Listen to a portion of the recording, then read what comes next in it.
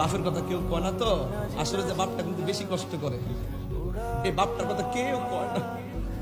খালি পকেটে বাজারে গেছে, সন্ধ্যার আগে বাজার লই আইব, টাকা পকেটে নাই, আমার ছেলে কি খাইবো, ঋণ পেরে বাজারটা করে নিয়ে আসে, কিন্তু ঘরে ঢোকার সময় হাসি মুখে ঢুকে, বাপটা কিন্তু খুললে কয় না।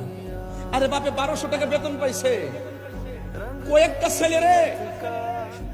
ছেলেরে লেখাপড়া করাইছে, কিন্তু কোনোদিন বুঝতে দেয় নাই যে ফর্ম ফিল আপের টাকাটা কোথায় থেকে আনছে, কোনোদিন বুঝতে দেয় নাই রেজিস্ট্রেশন টাকাটা কোথায় থেকে আনছে।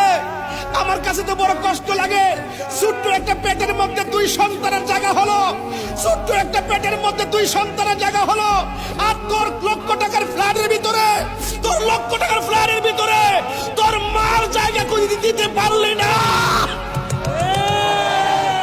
কি জবাব দিবি কাশীপুরের মানুষ, কি জবাব দেবে নারায়ণগঞ্জের মানুষ?